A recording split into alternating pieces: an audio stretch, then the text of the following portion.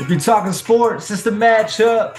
Mickey here with Zizzy. Yo, we cutting it up. Just a couple athletic enthusiasts. You know what it is. The Mickey Zizzy podcast. Here we go, baby. I'm excited. There's a whole lot of reasons for it. But here we are, season 4, episode 13. It's a lucky number. I don't care what anybody else has to say. Brought to you by Pinnacle Supplementation, www.pinnaclesup.com. Go ahead and check them out. Get your merch. Mickey Zizzy discount code. Also, get your supplementation, your supplements, I'm on a daily vitamins now. Hey, 4 pills a day, the multivitamin. I'm out here. It's been going pretty well. Did not expect the pills to be as big as they were, but I mean, when I can read ingredients on a pill bottle and know exactly what they are, I get excited. So I like that. Gotta shout them out always, as always. And then our man, G3 Grant Anderson, always killing it. About to do another tournament. I know that he's been hyping that up on social media. So get at him. Make sure you cheer him on and just follow his page, subscribe, support. That's what we do out here. But you know who it is. It's Zizzy, along with your man Mickey. Talk to me, man. another exciting episode going to be brought to you. Going to keep it trying to get everyone excited for the football season. I mean, I already am. I'm getting all the things as commissioner, all ready to send out for all the fantasy leagues. We're going to be talking about that with receivers. I got a lot of things to say about receivers this year. And then also we're going to be talking about, can't tell, the AFC East, which I think is going to get a little dicey, but we shall see. And before we get to the Mark Mason Person of the Week, I do got to take blame for the delayed episode because your boy was very, very busy this weekend. Let's just say that. It was the celebration weekend, the big 2-6, but we'll probably get into that later. But Mark Mason Person of the Week, who you got? The person of the week, I'm gonna break it because it's a double and it is the 2 birthday boys. So we're gonna get into it. Hey! Yeah, we'll get into it. No, I gotta shout out it's the main man, man. It's Mickey Hines. Happy birthday, brother. 2-6. Welcome to it. Um, yeah. And then Brock Flack on top of that, same day, twins. It blows my mind every time because for some reason I always forget that. And then every year it pops up same day, get the notification, all the pictures start showing up, all the good vibes, memories, and then I see you two hanging out even doing the same thing. Always. I was like, oh, dude, this is perfect. Everything's working out perfect. But no, gotta shout out you guys. I hope it was a hell of a day. Love you boys, man. Happy what? So 26 for you and what, 24? 4. I was about to say 25. I was about to get a quarter century. Damn. All right, here we go. All right, yes, it was. That's why I'm kind of breaking the rules. So quick shout out to the wife. That's my birthday gift. The jerseys are now framed. It's getting Look at them. Look at them. It's looking pretty good. And then I also had a football put in a lot of twos though. A lot of twos. Oh yeah, 2 baby. No, but the person is the week is Coach Birdie from the Williamsburg Raiders. He is the softball coach at Williamsburg. And Yank, some people are calling it the MJ Hines 2 effect. Another state title for Williamsburg Raiders, for the school I teach at. Shout out the Raiders. They went and got the softball title. It was absolutely electric watching them perform at the state tournament at the biggest game. And it's awesome. It's fun. Of course, what is going on? What is in the water at this school, dude? Hey, I don't know, but something be cooking. Is that MJ2 effect? That was our most valuable interview of season 1. Nolan Tubal said those words. I did not say those words. But I'll give it to you. But I mean, the fact, do you guys just have your own trophy case for this year at this point? Like, what is going on? Like, how many do you have it in the budget to provide these rings? Second in football, second in cross country, wrestling qualifier for state as a team, WAMAC champions in basketball, track men's won, brought a lot of state qualifiers in women's track. Baseball was a state qualifier. Golf was a state qualifier. I mean, come on now. We like it. We like it a lot. That's what I'm saying. Like, something's in the water. Maybe it really is. It's just a vibe thing. Mickey Hines shows up and it just happens over here. It just goes. Dude, that's actually insane. No, like shout out to the Raiders. Yeah, for real. I really would like to know how many trophies it ends up with.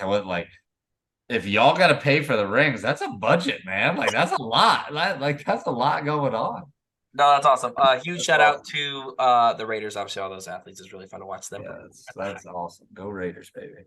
But let's get into our show. Let's talk about the best wide receivers that you can pick up in fantasy football, y'all. Fans get fans? Hands get fans, call it Cheyenne Mino. But real Hey. talk here is I'm gonna change up my strategy, Yank. I think this year, and it does not go with like all the drama with running backs anyway. I think I'm gonna go receiver first pick. Typically, my first round pick is a running back, but I know running backs are deep this year, so I'm switching it up. Ooh, running backs are I'm deep now, huh? Oh, they are. I mean, we talked about top 10 last time. They're deeper than receiver? But I'm going to go receiver as my first pick in fantasy, which I don't like this podcast sometimes, Yank, because we're legit telling people all of our tricks and how we're going to draft. So if they really wanted to, like, mess with us, they could come. Or should I just say like completely opposite stuff so they think now I'm talking too much? I mean, I'll say this. I mean, obviously, we give honest opinions for the most part, but there's definitely sleepers that I never mentioned. Oh, And there's definitely like draft thought. Like for me, how you're talking about, you want to go possibly wide receiver first. Like that could be a total throw off. Like that could be a total. But then on top of that, I think that certain moves and what you do in fantasy totally depends on where you are in the draft. Like if you're early in the first round, it completely changes my mindset. As where it's like, oh, I'm a late round first round pick. I'm gonna get a quick second round. It changes everything. But I get what you mean. I get what you mean. There's big talent across the board at a lot of positions. So we'll get into it. But yeah, who is going to be, and once again, people who are watching the YouTube, the allergies for some reason, like whenever I turn on the computer, it must have been a little dusty from me being so delayed. So I guess this is my karma. So don't mind the allergies if I snuffling. But Zizzy. Hey, it's better than the mornings. It's better than the mornings. Who is your quote unquote number one receiver for fantasy football this fall? Tyreek Hill. That's just bias. If he plays, go. I'll let you talk. That's stupid. It's not bias. It's not bias. I would like to know, first off, why is it bias, other than the fact that it's my favorite team?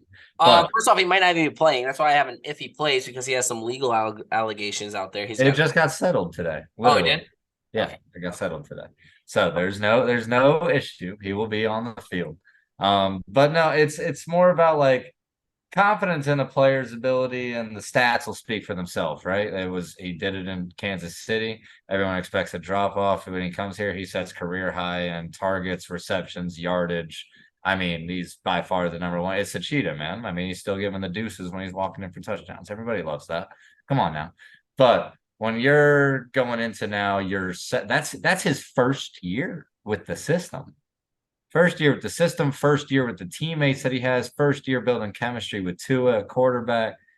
To me, it only gets better, right? Like you now learn the playbook, your routes become more crisp, your timing becomes better with the throws. All that goes hand in hand. On top of that, the Dolphins themselves are a 4x1 track team. There's so many other They really are. There's so much other speed that you have to worry about. I mean, Jalen Waddle in himself could qualify possibly. I think he's at 97 to matter. Something like that. Yeah, I mean, I'm just saying, like, not even just speed. I'm just talking talent. Like, people would have to respect him as he could be a number one on plenty of other teams, So it's you can't double team or triple team Tyreek Hill every game because it leaves everybody else open. So it forces you to go one-on-one or put him in zone coverage. And he usually is able to bust that. And now he's out here on podcasts talking about a 2,000-yard season. That's what it is for me. It's the attitude. It's him saying it. It's him saying it. I'm gonna see it. I'm gonna see it through. And I'll give you the bias because I am such a huge Dolphins fan. But it's justifiable bias. Like I truly believe he's not talking smack. Again, unfortunately, a lot of this will depend on the health at the quarterback position. But even if Tua goes down this year, Mike White is a much suitable passing quarterback, at least from what I saw with him on the Jets last season than what we had last year. Yank. Okay. the confidence and like him going in with a 2K season, I know he's probably been working minus the whole allegation, so that's why I'm knocking him down a little bit. He's my number 3. Like if you can get Tyreek Hill, like go I'll get give him. you top 3. Obviously, I'm happy. I'm happy. all the things you've been saying, like it's totally true. That's why I put him at number 3 if he plays. I have that in my notes He's for that. playing. It's But I confirmed. mean, no, he is speed. I think he does lose like a little step, but like now that you're saying he's going for a 2K season, and that is the first thing, Yank. Like you have to be confident, right? You look at the studs like Travis Kelce, like he's confident. LeBron James calls himself the chosen one, the king, like he's confident. Kevin Durant says he's the best scorer in the NBA. Like obviously, those people who are really, really confident, and they're not like too cocky, like I'm the best in the world. No one to, like I'm gonna go get 2K, like however else it happens. Like Patrick Mahomes says, yeah, To me, that too. I do like to use Kevin Durant as that example, like you said. Yes. Like his whole, do you know who I am? I'm Kevin Durant. Yep. Like that line right there, like he So knew, he is sure of himself in that moment. I'm gonna give you the respect. I like that, like him bringing in the confidence. Of course, that's gonna help you, especially if you're a Dolphins fan. You're like, let's go. That's a newspaper material to get Come you on excited now. for a football season. But if he's there and you're in late first round, like go get him. Like that's a staple. That's your wide receiver 1 on any single fantasy team. Besides, if I have one of these next 2 guys, I say, which I think you'll probably have in your top 3, but I'm sure. like. And like if he's there in round 2, which it might happen because people go running backs, like you're really golden. If you get like the top 3 running back and get Tyreek if he falls, I mean that's the big if. But yeah, I think that's enough about Tyreek. I mean, I respect it. I ain't gonna tell you that's a bad take. It is biased, just a little bit. But my number 1 is what I've been like. Just the more I've been looking it up, and the more I'm liking it, the Ooh, am I gonna more, be interested by this? huh? Am I gonna be interested by this? Jamar Chase. Ooh, I am. Wow. Okay. For some reason, I think it's their year to really pop off, and I think the Bengals are so scary. Headband Joe, who's he gonna throw it to? His dog from LSU, Jamar Chase. Like, I'm so confident that the Bengals will go win the AFC this year. Oh, I might put jersey bet. I might curse the Cincinnati Bengals right now and go jersey bet to win Don't the do it. AFC, Don't do not to win that the to Super them. Bowl. Jamar Chase, come on down. I'm gonna let everyone know. I don't care. Like, I'm gonna be first in one of my fantasy leagues because I did really bad. Or second. Let me pick up Jamar Chase. I'm gonna love it. For some reason, I think he's gonna go out. He's gonna go out and ball. I think Joey B. I think it's the main reason because Joey B. Right? We've had those conversations about Headband Joe. I do like the headband. I like the headband headband. Joe. You talk about the confidence and Jamar. Like, I don't know. Ship it. Talk to me. I mean, here's the thing. I mean, I got Jamar 3, right? So we're just flip Okay, flop. we flip We're flopped. just flip flopping our 1 and 3. I understand everything kind of that you're coming from, and I mean, Exactly. We're kind of the the same boat. the connection's obviously there. He is the number 1. It's very similar to how I talk about with Tyreek. He's got Jalen Waddle and other speedy guys around him. I mean, the Bengals have possibly the best through and through receiving core in the league. I mean, it's up there. Dolphins are up there too. I know. I'm just saying, but it's up there when you're talking about the Bengals could easily be top 3 if you ask me as well, if not number 1. I mean, when you're talking Jamar Chase, T. Higgins, Tyler Boyd, I mean, Joe Mixon comes out the backfield. He's a pass catching back as well. I mean, these guys, they are across the board scary, and again, makes it to where you cannot double or triple team Jamar Chase every single play. And if you leave him in zone, he's able to bust that coverage. I do like that, and I love the thought of Headband Joe. I mean, God, of course he finds another way to add another nickname, but I mean, I don't know. I'm biased at 1, and then I think the other guys just hands down you got to have them there. Okay, but I mean, and like the last thing is they also have that like, oh, the Chiefs are the team, right? They have that rivalry, like that's the thing that's hung up on their bulletin board. Like, oh, the Chiefs went and won it and beat us to get there. Like, that's a little rivalry. So I think they have a whole lot more, stuff behind, stuff more motivation behind the season as well. But I don't know. For some reason, like it's just coming off my tongue. I'm like, Jamar Chase, like, let's do it. Like, let's go chase some titles with Jamar Chase. Come on now. Chasing titles, baby. The Bengals are going to be, is this going to be like a through the season thing, or is this just your early season, like they're winning the AFC? You know what? Let's do it. They're going to win the AFC. Eagles, Bengals, or Bears. All right, all right, all right. Bengals, Eagles. Oh my goodness, a Hey Super now, Bowl hey now, hey prediction. now. I will say this with your Bears, they're not going to Super Bowl. Stop that. But, but, We're talking about AFC East. We're doing that later. Let's talk receivers before I get too fired up. all right, Who is all your right, wide receiver all right. two? JJ, Justin Okay. Jefferson, man. Same. I mean, you at some point you got to just understand and respect the name. The most spectacular play in sports, if you ask the ESPYS this past season. I mean, just the stuff that I really in real time too. It wasn't like a statistic thing. It was literally just being able to watch plays in the moment. Fourth quarter, Kirk Cousins was throwing to him every time down the stretch. Any clutch play, any big time, throw it down there, Justin somewhere. It's remarkable to watch his one like the balance, the hops, the one-handed catches, the acrobat. I mean, it's all there in a package, and he's still so young. This is only going to be what, year 4 now? I think. Did he come in before Jamar? Yeah. I want to say the year before Jamar. Yeah. This will be. Yeah, but just incredible talent, probably the best in the league right now. It's just to me, what knocks him out of the number 1 spot is the fact that they lose Adam Thielen. I know that they add in Jordan Addison.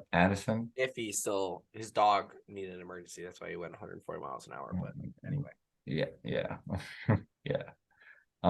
But it's just there's going to be a lot of focus on him, so I do worry on that. So last year he was the number 1 fantasy receiver. That's why I got him at number 2. I totally respect it. He also has that swagger, something you love. I mean, he invented, I know he didn't invent the gritty, but he's the guy that was like, oh, Justin Jefferson. Obviously those type of players bring something to the table as well, and he is super confident. I mean, the man, But yeah, Kirk Cousins is a good quarterback. I hate I've gained so much more respect for him after watching a little bit of the quarterback on Netflix. Go check it out. But Kirk Cousins is a great passer. He's had 4K seasons, and to get 4,000 yards, you have to be passing to somebody.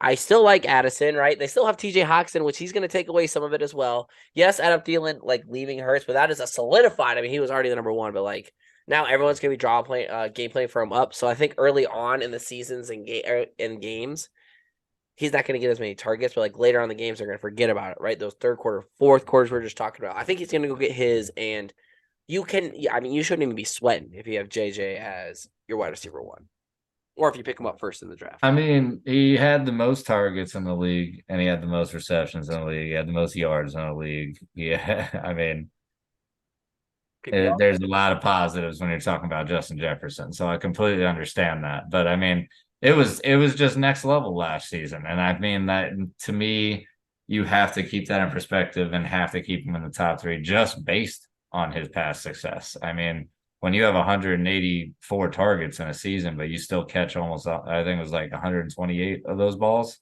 and so let's say the difference between them, Devontae Adams was second in targets with 180. Difference of 4. Justin Jefferson had 29 more catches. That's a lot of points. That's 27 more points. I'm just saying. Obviously we both agree on that. So let's move on. I guess we're to our number 4 because we both had flip-flopped our 3. I am going to go with AJ Brown for the Eagles. He is another year in the system.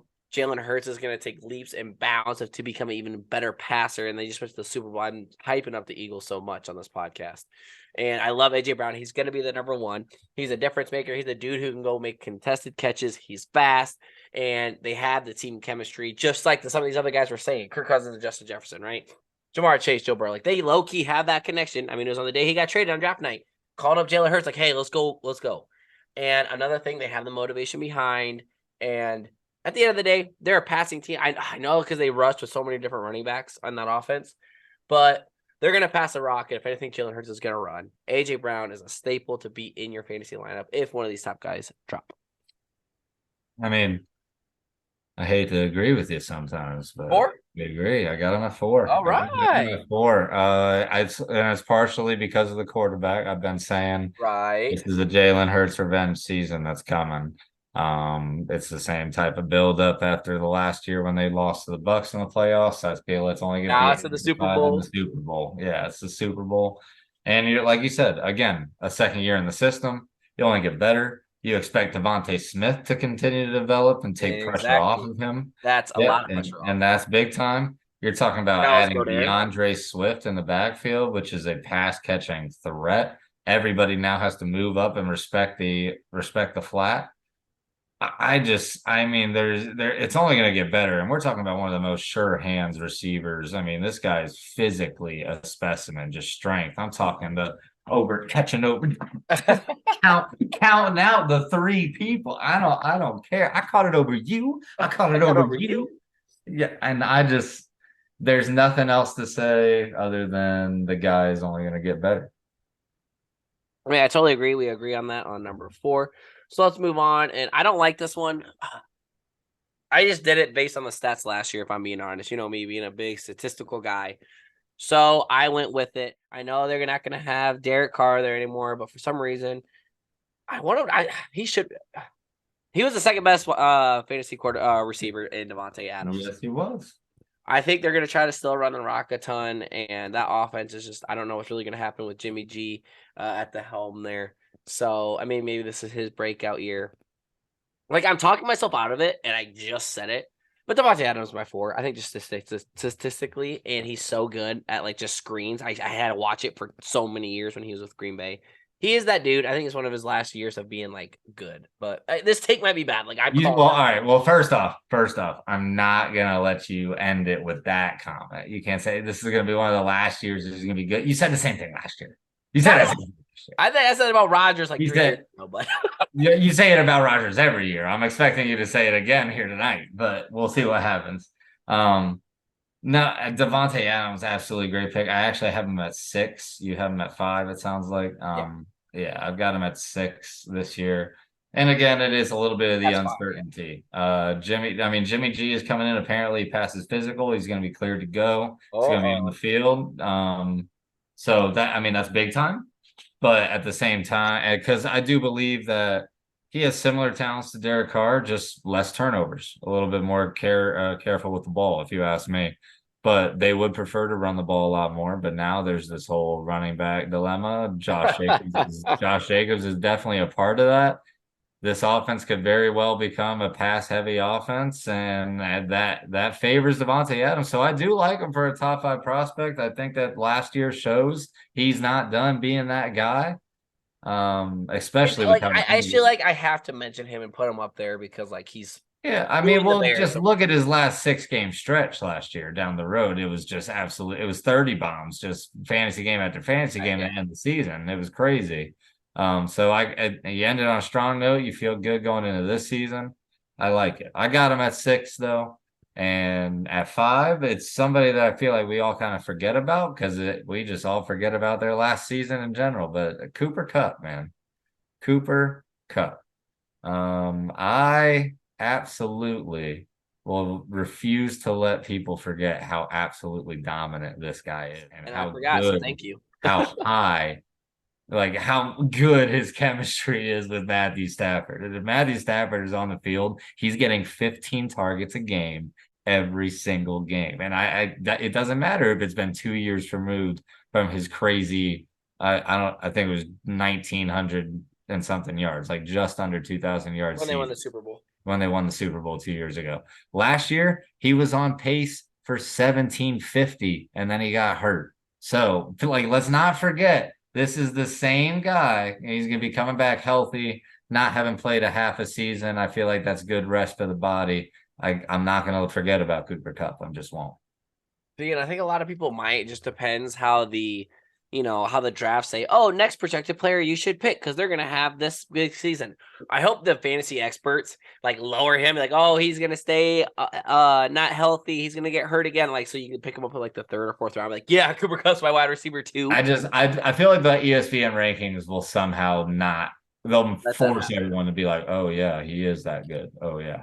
And he really was, though. I mean, that was something special they did in LA when they went and won the Super Bowl. And, like, I feel like a fool for forgetting them. Like, I'm just looking at last year's stats. You know me, I'm a statistical guy. Like, who's going to go repeat? Like, I got no rookies in my top 5, like top 10. That's something, that could definitely. Wow. Just because we do have some dogs at receiver. And Cooper Kupp, I could see him at a 7, 8. That's probably where I would put him if he does come back healthy and there's no things. But, like, You don't have to shine light on the man because he did have a great season. So I'm happy you said that because I wouldn't have brought him up. I'll be honest.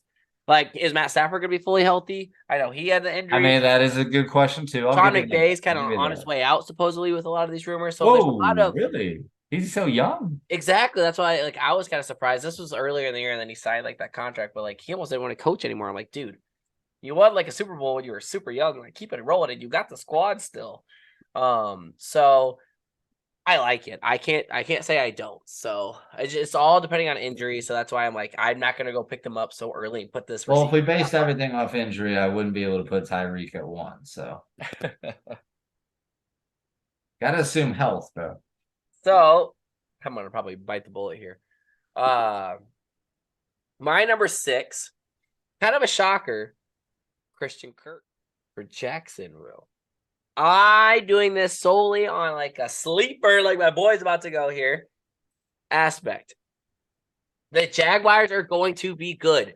Someone's going to need to catch the ball this next year. Trevor Lawrence is in the system again. Doug Peterson knows how to throw up the offense. And Yank, Christian Kirk was 11th last year. Let's just move him up a few slots. He's going to be older. He's going to be in the system more. Mickey. I like it. I think I'm confident behind this. Trevor Lawrence is going to choose him over Calvin Ridley? Yes. Because Calvin Ridley's been out. I don't believe this. And good. Then go play on Calvin Ridley because he's going to bet him more games. Like, Christian Kirk's going to be like solid. He's going to get you the yards and the catches. He's going to get a lot of short catches. PPR, y'all go pick up Christian Kirk. Bro, I like Christian Kirk. I picked him up in every single league last year. I get it. I like the guy. I like him, but to have him at 6? Like, let's take it like Calvin Ridley is now a easy contest for number 1 because this guy was on the verge of being a top 5 How wide can I receiver trust you when I can't before trust he you not to stopped. bet on NFL football I games? get it. I Day get one it. install. But this isn't the same thing as like a Le'Veon Bell sit out type of situation. Like, it's not. The kid is still under, he's 20. What is he, like 24, 25 still? Like, Calvin Ridley is ridiculously young. On top of that, he was on the verge of being a top 5 wide receiver. Then, and it's not even just him. It's also the fact that they have Zay Jones developing, budding, Exactly. great number 3, Up on Christian great Kirk. number 3. And they got and he has great chemistry with Trevor Lawrence. You got Etienne, and now they bring in Tank Bigsby. And you're saying all the guys are going to take the spotlight away from Kirk, so Kirk's going to go get numbers. It's one thing. Oh man, I just don't think he's even the number 1, so I just can't get behind that. Okay, agree to disagree, but you jumped on my point more, so I'm going to be chilling, sitting here. Yo, hey, remember when he was talking about stuff in the beginning of this episode? Like, oh, we're just saying stuff to throw you off. Red flag. Like, red flag right there. Oh my goodness, who do you got at your 6/7? We can kind of 6 was Devontae. Already talked about 7. That's where we talk about. You were saying you didn't have any rookies. Shoot, I'm gonna believe in Garrett Wilson. I'm gonna believe in him. I just wasn't he? He's his second year, right? This will be his second year. Yeah. What? Yeah. Okay, I mean, New York, Rodgers has someone pop up. Okay. I'm just saying, with Aaron Rodgers stepping in, and for him to have this, like, he has a 1,000-yard season as a rookie with Zach Wilson, Mike White, the revolving door at quarterback that was the problem of the New York Jets. That is just so impressive to me. And then now you get Aaron Rodgers, who's obviously a Hall of Famer that's going to be stepping in. I don't know, maybe again, I hate using the word bias, but I did watch Get Up this morning. I saw the cool catch that he made in practice and training camp. That's their job. That's what they do. I've seen plenty of cool catches in my life. It does make you feel good. It makes you feel real good inside. And to me, like when Aaron Rodgers himself is being interviewed and talking about like the differences between the number 17s he'd played with, and then comparing him to a Devontae as a young developing player, makes you feel good. So I'm gonna go ahead and put him at number 7. Stats don't lie. Having a good quarterback. I just can't get behind it because it's with Rodgers. I kind of like have to hate the Jets. But obviously they're going to be This good. I love this. At least I know that the Dolphins will not be your least favorite AFC East. No, not at all. Um, that's tough. I totally get it. Like, I just look at these other receivers and I just like trust them more. Like when I see them in my starting lineup, like we're talking about wide receiver ones here, Yank. This is only 6 or 7. Like, if I have Garrett Wilson, I do not like that as my wide receiver number 1. Like, look at it just from like the name's sake. Like, stats don't lie, but can he repeat? Like, typically it's a sophomore slump, so that's why I'm kind of eyeing away from it. We've seen these other receivers who haven't had that, but like I'm kind of banking on a sophomore slump of not, and that's why I don't have him in my top 6. But it's kind of like the only reasons I don't have him. Yes, he's gonna have Rodgers, but they're gonna have that feud of trying to like get the team chemistry built up. And I think that's gonna take a while. And that's gonna hurt fantasy teams early on in the season. So, I mean, it's good, but it's bad. If you got him in a dynasty league, just you are one lucky individual. That's Just all hold I on. So I also kind of moved up Cooper Kupp a little bit because I totally forgot about him because I think you do have to put him in the top 8. But I can't believe I'm doing this. But Jalen Waddle is gonna be at my 8. Speed, overall receiver. Like if Tyreek wasn't there, Jalen Waddle is the number 1. Jalen Waddle could be the number 1 at a lot of places, and the reason why he's so high is because people are gonna key up on Tyreek. Like if he's gonna talk all this talk, like people are gonna go put the best corners on him. I know they still do, but like they're still going to try to move towards Tyreek, right? And Jalen Waddle is gonna be left open or have the worst corner or worst free safety on him out of anyone because you want your best guy against Tyreek. So I think Jalen Waddle is going to be a sneaky like 12 points a game. Like, oh, thanks, Waddle. Oh, thanks, Waddle. So kind of like with my Christian Kirk, like he's going to sneak in. He's going to get the points. And that's why I have him ranked high at number 8. You know what? I love it. I mean, and Can't I believe I'm love saying it. that. I had him at 10. I had him at 10. But I thought you were gonna attack me for more bias on that. So that just made me pretty excited. No, but let's be real about it, right? Jalen Waddle, it's the speed again is And just he is he top was tier. 7th best receiver in fantasy last year. Yeah, I mean, Moving back one spot. highest average yards per catch. I mean, over 18 yards a catch. I mean, yards after catch is even like we all like the yak is going to be there with the speed. So it's just great to see. But when you're a top 7 wide receiver and you're still not even the number 1 on your own team, like it's insane to say because you know that there's going to be focus elsewhere. But when you watch the games, and especially like I'm going to watch every play since they've come into the league. I mean, they were former teammates together in college. Jalen Waddle is his favorite target on this team. Like when he is in trouble, he throws it to Jalen Waddle. I'm telling you, like it's his first read on a lot of plays. Tyreek is going to take the cover off of the field because it's what he does. He just is a vertical threat like nobody has ever seen. But Jalen Waddle can run that intermediate route underneath. He gets a lot of hook routes disguised for him. It's just he is thrown into the game plan so much just because of the attention that Tyreek's going to get, some of these other things. But to be a top 7 receiver, to be entering year 4, year 3 or year 4, I want to say year 3. But yeah, so entering that, he's only going to be getting better, and I gotta love the speed, man.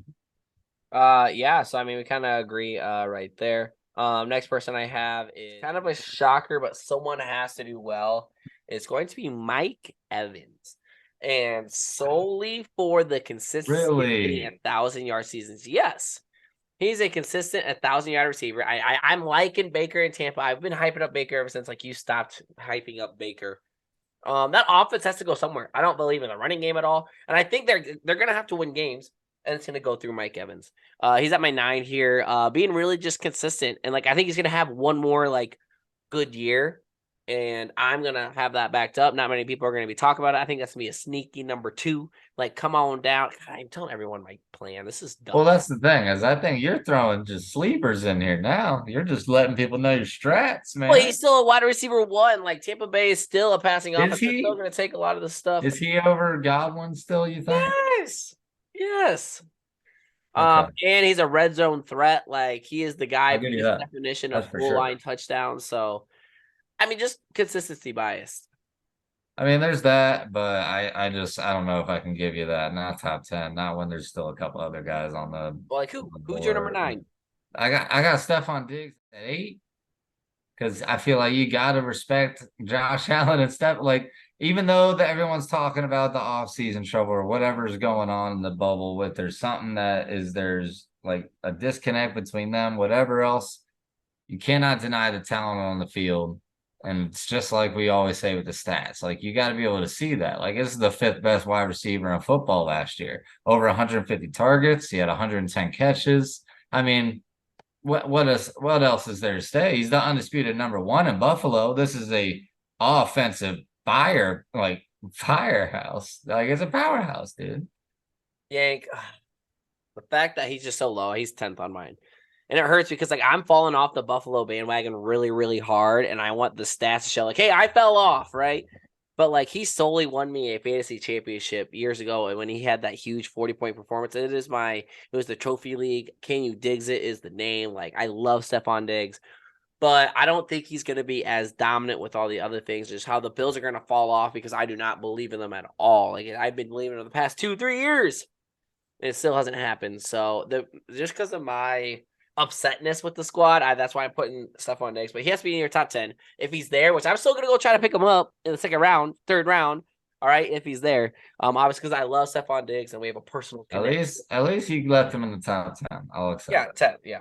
Yeah, it's like for me, like I threw And like, CD Lamb. I threw CD Lamb in there as my other one because I had Jalen at 10. I threw CD Lamb in at 9 because like if the Cowboys are gonna win, somebody's gotta catch the ball. And I know that they brought in Brandon Cooks as a second receiver to take some of that pressure off of him, but we can't deny the season he had last year as well. And then he's obviously going to be the number 1 receiver in Dallas, and this is big time Dallas. And Dak Prescott, I expect to be better. So. yeah, I had DJ Moore, DK kind of knocking on the door for that, but Stephon Diggs could definitely be like an I 8 get if I I see you. not I throwing see you. my sleepers in there. But let's move on to our second and final segment. And you know it's funny, Mr. Yankovic. I'm gonna kind of like go against a lot of things I just said about Stephon Diggs because, like I said, I got love for him. It's just about the team itself, but the team is still good, and the experts say the team is still good. The reason why I say that is because we are bringing up the AFC East preview.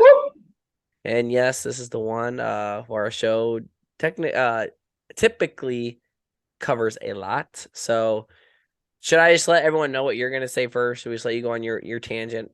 I'll give you the I mic. mean, it's not even a tangent. It's logical. I'm not gonna go crazy. I'm not gonna go freaking out tonight. I'm just gonna give facts. I'm just All right, stating Mr. Facts. facts. So you don't have to worry about that. But no, you can start it. Don't worry. Well, all right, we'll start this with fire.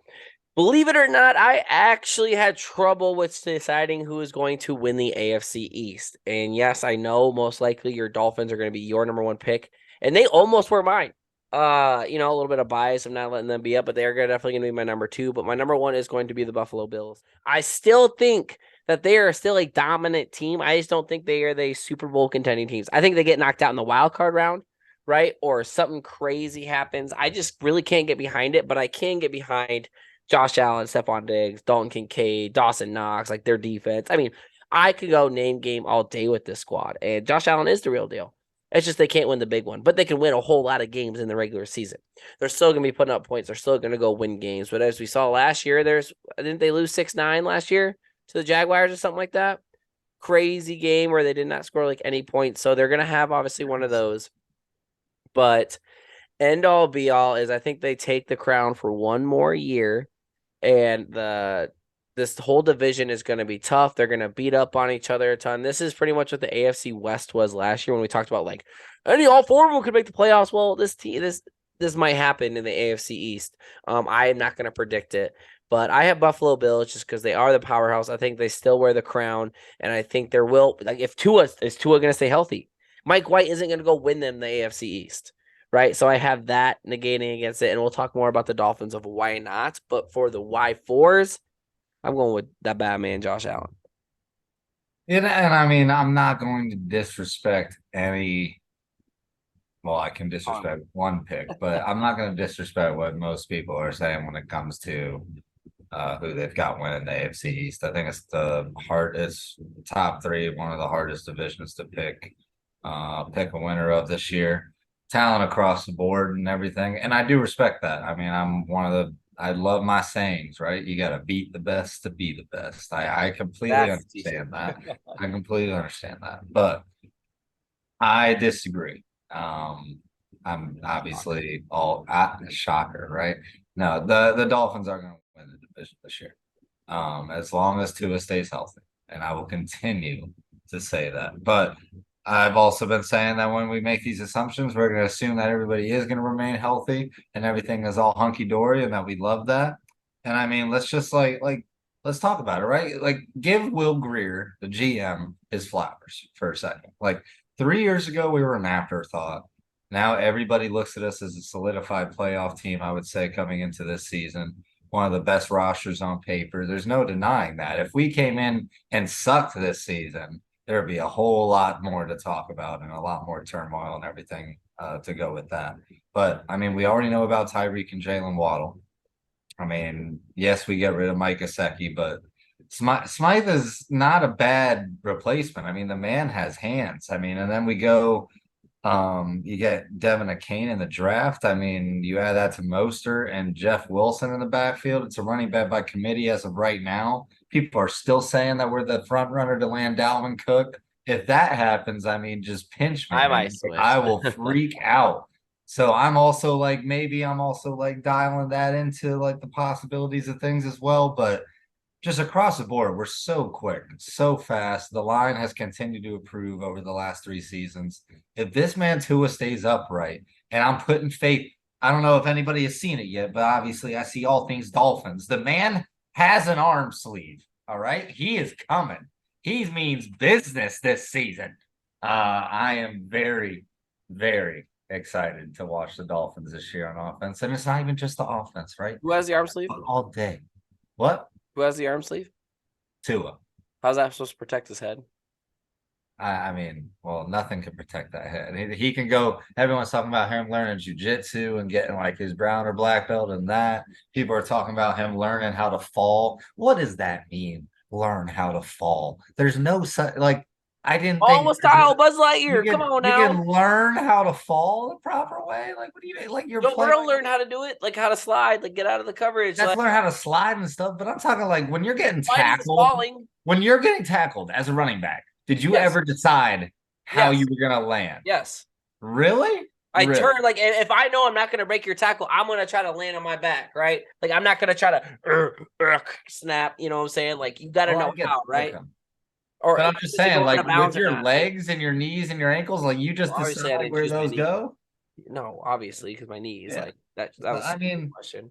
so I mean, and you can try and get to your back or something like that. I understand that, but a lot of those falls that we've seen have been those to the back whiplash kind of hits that he's been, and that's been what's been causing the concussions. So I don't really know if that's going to help anything. To me, it's just, hey, line, step up and protect the guy. How about we do that? How about we just do that? So, And the thing is, you don't need to sit in the pocket that long with Tua. Like, don't make him a running quarterback if he's got an arm. he's not right? a running Slinging quarterback. out I there mean, he for a lot of can, but screens, he's a lot not. of short game. Short game, and if anything, have one of those fast running backs go out. If y'all get Dalvin Cook, I'll put Dolphins over Bills easy. Like, if you get Dalvin Cook, who has one of the best running backs last year in the NFL statistically, that's going to put y'all above them. But I am just so scared. They're my number 2, obviously, if you haven't got that yet, of Tua being healthy. And I think he will sit out a game, like even game management in the NFL, right? He might sit out the last 3 games. Y'all might qualify for playoffs, right?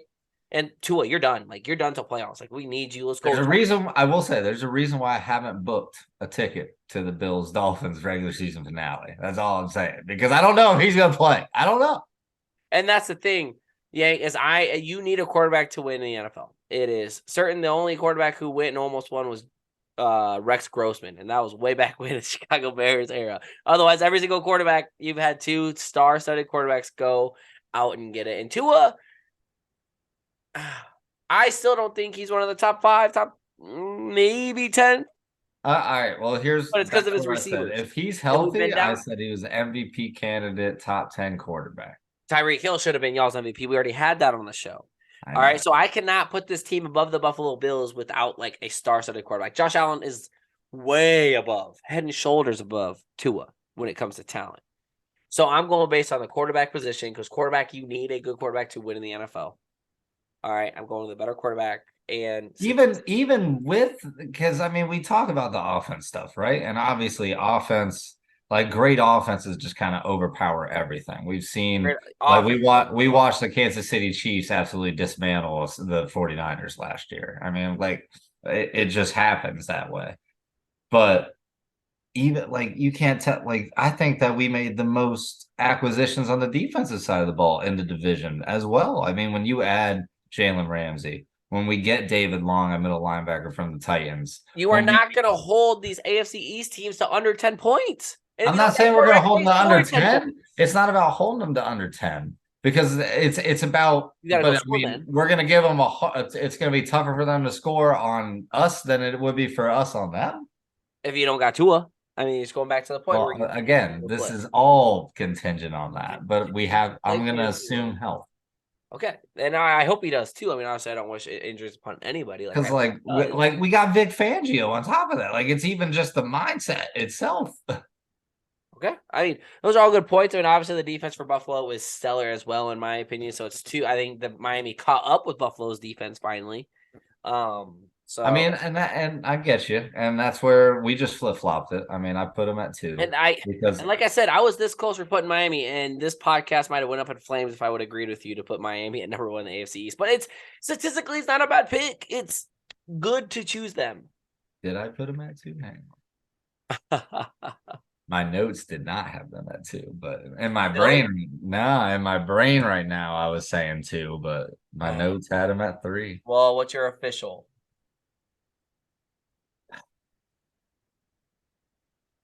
Why did I put? What is this drum roll? No, I'm gonna stick to notes. I'm gonna stick to notes. We're gonna put them at 3. So I take it you put the Jets at 2. Well, Jets is gonna be 2. Yeah. If the Patriots are not your 4. So. No, if the Patriots are not your number 4. Patriots are. Stop. We'll talk about it. No, and looking back at it, it makes sense what I'm kind of thinking here. Like we're never gonna say anything negative about Josh Allen. We know he's a dual threat, absolutely dual threat across the board. We know he's got the weapons around him. You got Stephon Diggs, Gabe Davis, Dalton Kincaid is going to be a great addition, if you ask me, especially when you can still pair him alongside Dawson Knox. They're running back by committee, like most of the teams. I mean, I like all that. The offense is going to be a powerhouse. It'll be elite. There's nothing. There's what? I still think the defense is still going to be great.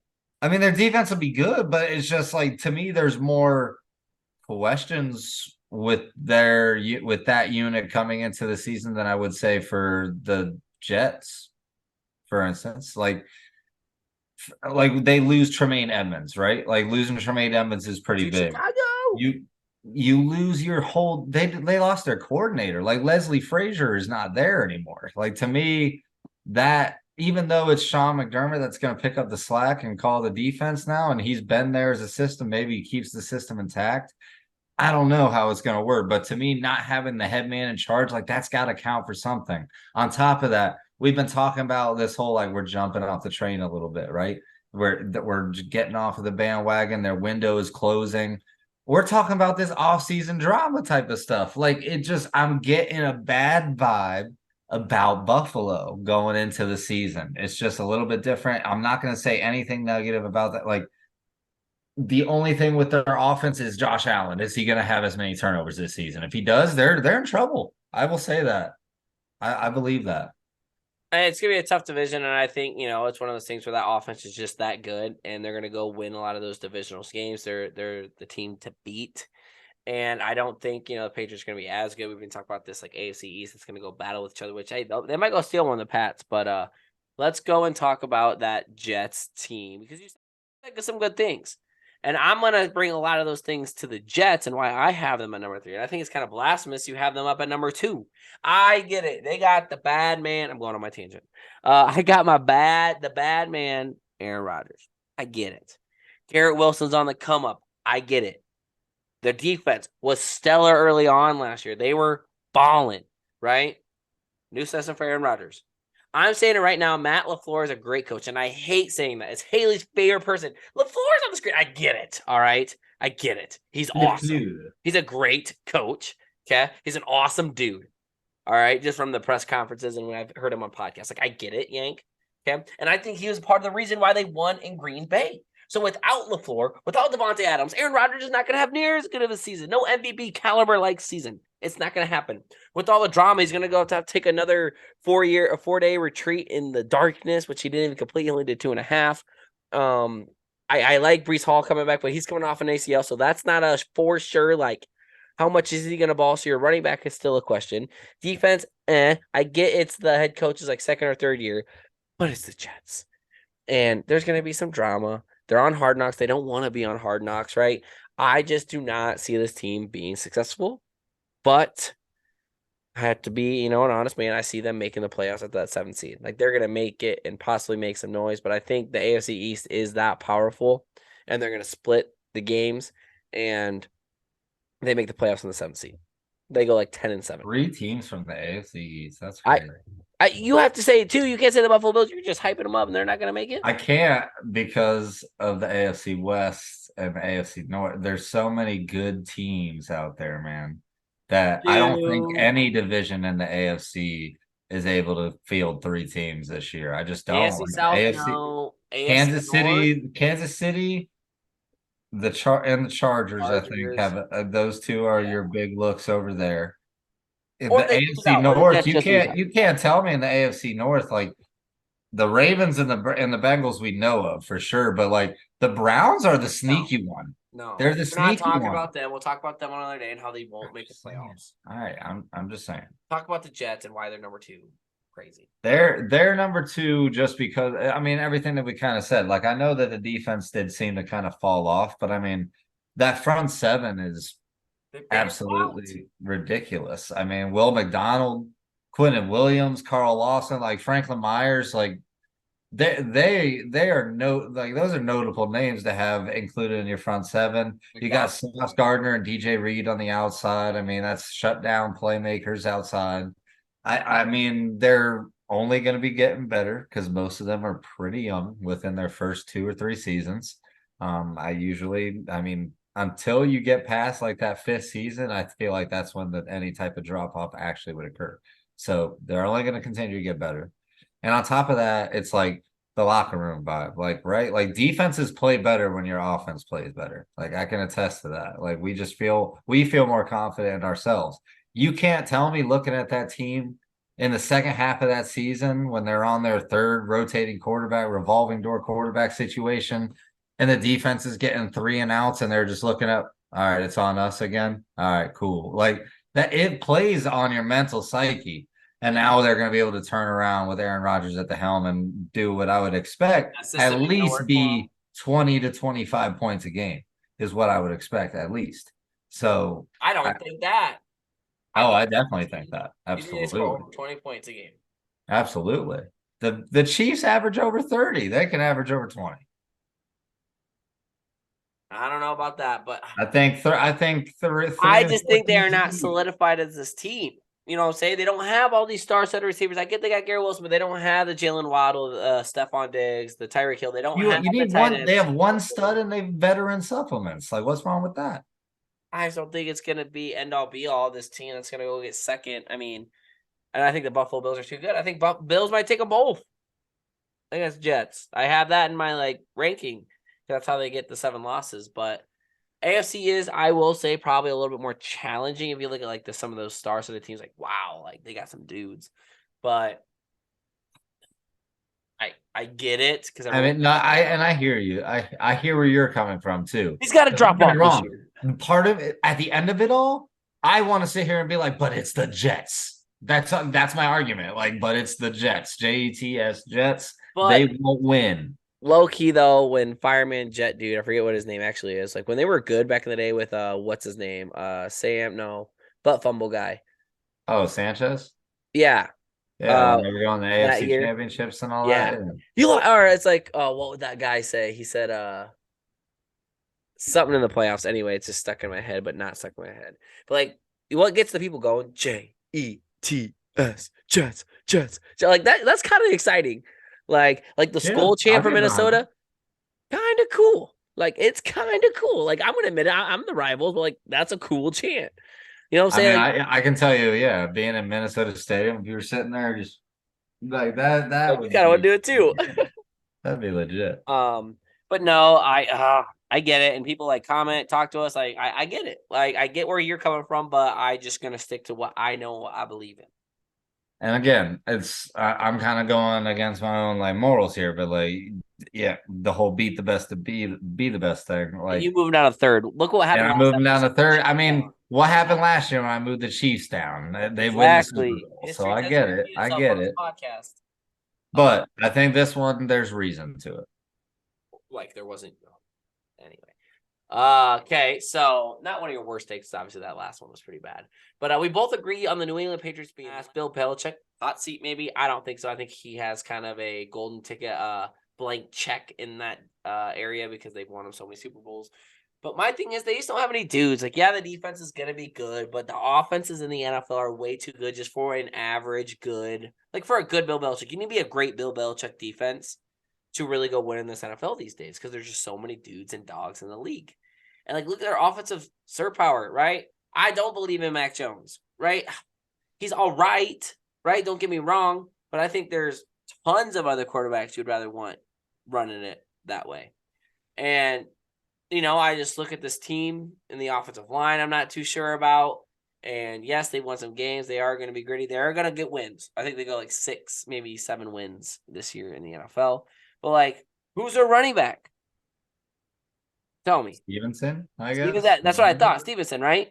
That's what at least I looked up, right? Yeah, He Stevenson, got and I think some is some Damian points. Harris still there? I don't know. Damian Harris, exactly that. That's just a revolving door of running backs, receivers. Who is it? Jacoby Myers is still in the squad. Devontae Parker. Devontae Parker was your guy, but he hasn't done anything since he was with Minnesota. You know what I'm saying? Like he hasn't had the star set of like, oh, Devontae Parker about to be that guy this year. You got to have the quarterback. I don't think those two really link up well. There's no team chemistry from what I've seen on social media. I know they don't do really big things that way, but like you see when stuff starts to click or when dudes start talking about other dudes. But I mean, that's kind of like all the things. There's just nothing you can get behind to put this team up there in the top 3 of the AFC East. Yeah, I mean it's Belichick, so I mean you got to respect them for what they are, and they're going to play tough every game. But I just see them as being overpowered and outmatched, and Yes. just based on a roster standpoint, like it is what it is. Sometimes you just don't have it, and I wouldn't say that it isn't partially at fault of Bill Belichick in this situation, just because I mean he kind of ushered Tom Brady out the door a little early. And then on top of that, seems to kind of focus on defense in what seems to be a offensively focused league. So we'll see what happens with that. But again, just lacking the weapons. I mean, you're talking about a defense even, and then even on the defensive side, which everyone looks at as a positive, right? They're like, oh, this could be a top defensive unit in the league. They were 8th best in the league last year based on defensive rating. But I just don't know. Like, I got questions about the secondary. Like, when Kyle Duggar is your most experienced player in the secondary and he's in his 4th season, like, that worries me. Like, that's not, like, I don't know. Say Like, they are in their prime at 24, but you also have yeah, that Jason McCourty just retired. Like, it's a little worrying about just the state of the Patriots right now. And I'm with you. I don't think Belichick will be on the hot seat. I think he'll decide to walk away before he gets fired. Yeah. But either way, it's A lot not of the coaching Patriots problems time. too. They're Having in a that full rebuild for Shelby, the that next couple of years. Who knows if I mean, Mac Jones is the guy? exactly. Does Mac Jones have a bad year and they go pick up Caleb Williams? Like I'm gonna start putting out in the wavelengths now. Like that's a place where I could see like Caleb Williams actually being great, like him, getting back up there, or the Patriots getting back up there with a young quarterback. Work his way up. After Mac Jones has 2 or 3 more years, then he's out. So there's nothing to back it up. You're reading a book and it's all empty. It's like, dude, like, why am I reading this book? There's nothing in it. That's kind of the feel I'm getting from this football team, right? You open it up, right? You always talk about, on paper they're great. Here we go. There's blank as my hands right now. Like, actually, I got more. I got a ring on my finger than this coming up year for this New England Patriots. So I got more quote unquote things on my paper.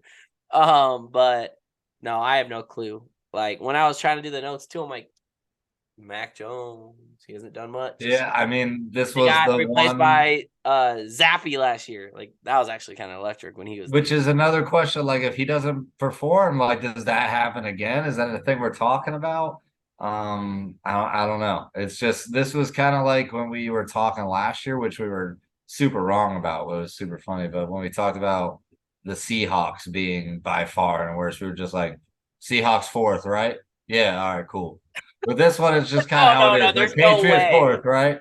Patriots fourth, right? All right, cool. No, there's no way they're gonna be good and take the top, at least top two. Maybe they finesse a three, but like no way. Jersey bet? I'm kidding. I don't want to have to get a Yeah, Patriots right. jersey. Um, no, obviously that's all I have to say. Like I said, I've been kind of all around the map about those Buffalo Bills. I'm trying to figure out where my heart lies with those Bills. Obviously I'm off that bandwagon. I can't hype up your Dolphins too much. They're at my 2, which they're at your 1. I was flip-flopped. Actually you put Bills down to 3. Jets for me is 3. Jets for him is 2. We both agreed on the Patriots. We'll have that kind of all linked up on the Twitter sphere. Or X now, whatever, Musk is gonna change it up to be. But any last things before I just start rambling for the rest of this podcast? I was already saying, I'm telling everybody here that we're winning the division. I'll confirm it here. I have already placed my bets for winning the division and the Super Bowl is happening. Let's go. Is this an early Super Bowl prediction? I This already is told the you mine. early Super Bowl prediction You're right going here. Dolphins. That's scary because you've been right 3 out of the 4 years. Dolphins it is, baby. This is official. Dolphins are winning the AFC. That is my prediction. Okay, so I think the Bengals win the AFC Championship. I think that the Dolphins win the AFC this year. Okay. All right, you heard it here first. We have the Let's go. If you're talking sports, it's the matchup. Biggie here was Zizzy. Yeah, we cutting it up. Just a couple athletic enthusiasts. You know what it is. The Biggie Zizzy podcast. Have a great night, everybody. Peace. Peace.